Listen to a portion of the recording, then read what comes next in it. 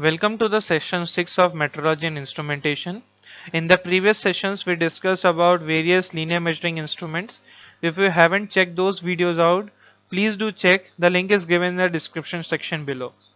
In this session, we will be discussing about the dial calipers. So before going into details, let's first see the basic parts of dial caliper. So the dial caliper consists of dial, the dial indicator needle, bezel lock, fine adjusting screw, lock nut, scale, beam on which the rack teeths are cut, external measuring jaws, internal measuring faces or jaws, and the depth rod.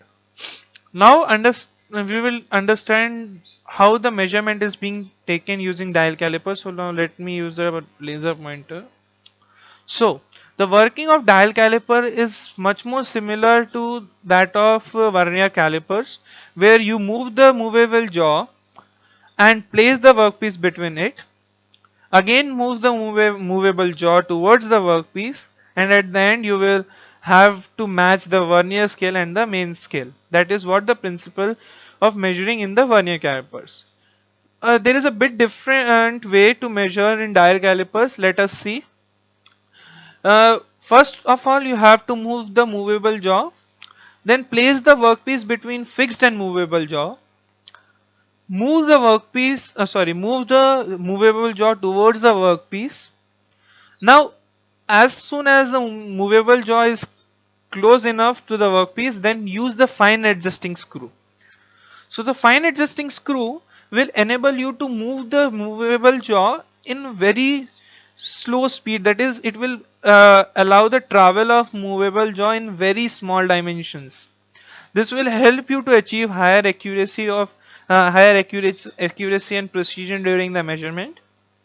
Now the dial is provided through which you can read the readings after the decimal point, whereas the main scale will give you the readings of the main scale will be obtained as similar to that of vernier caliper. Now let's see the mechanism of dial caliper. So the dial caliper uses the mechanism that you can see here is the rack and pinion. This is a enlarged view of dial caliper. You can see this is a rack. This is a rack, and these are the rack teeth cut on it.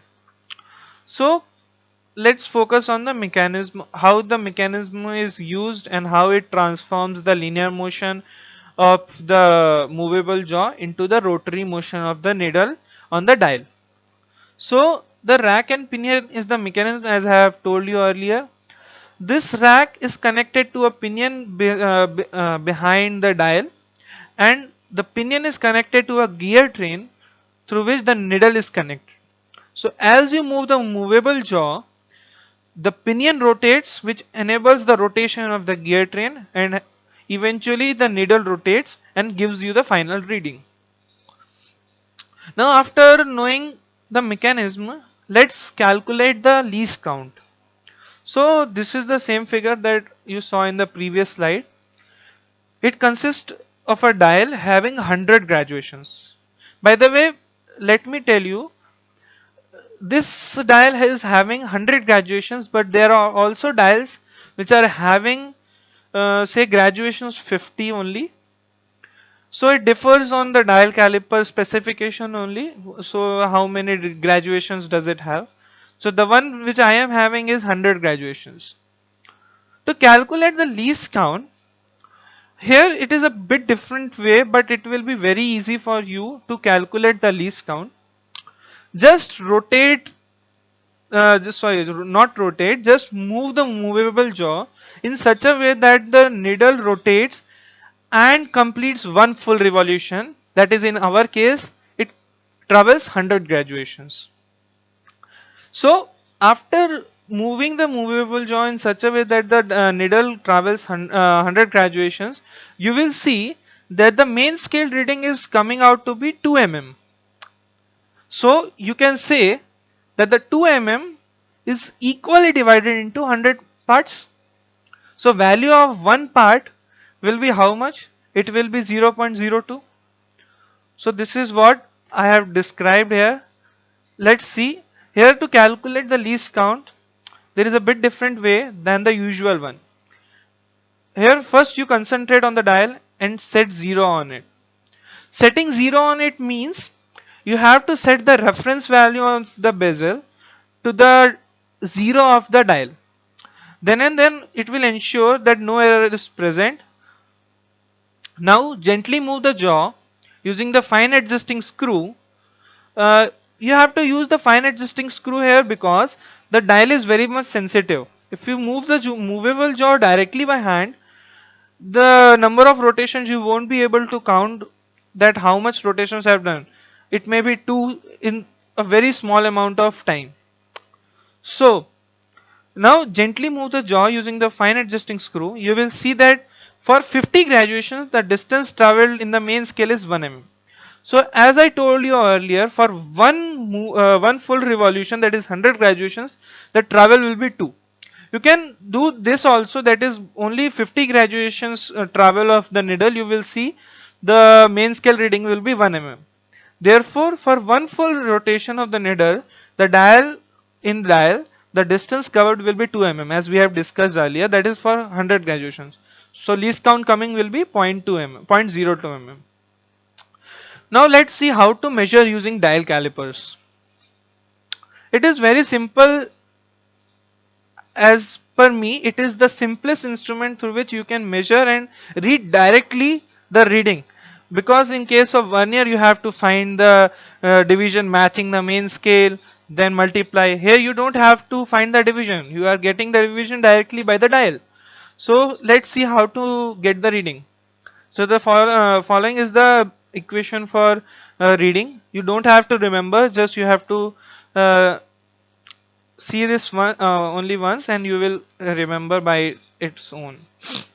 It is the main scale reading plus the division of dial indicated by the needle into the least count. So this is the figure. Let's find the least count of this dial calipers first. And we have seen how to find least count, and then we will find the reading. So you can see it is a similar dial having 100 graduations. So for 100 graduations, the travel on the main scale will be 2 mm. So the least count will be 2 divided by 100, that is 0.02 mm. Now let's see the reading that it will show at present configuration. So as you can see, the 8th division on the main scale, that is 8 mm, has been crossed, and the 12th division is shown by the needle on the dial calipers.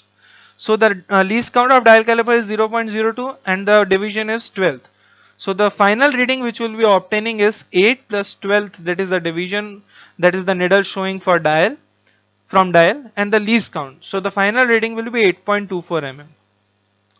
Now let's concentrate on the chances of error that students make while doing measurement or reading the dial calipers. First and foremost importance is that you should first set the reference to the 0 on the dial. Then only you will be able to obtain the correct reading. If you didn't do that, you will not end up with the final correct reading. So this was the first error that students make. Another error is that, let's say in the previous slide we measured that the dimension shown by the vernier caliper at the present stage is 8.24 mm.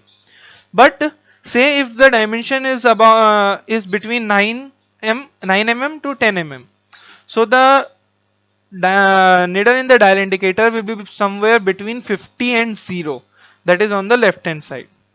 So to calculate the reading, you have to be sure that you subtract 50 from the division that the needle is showing.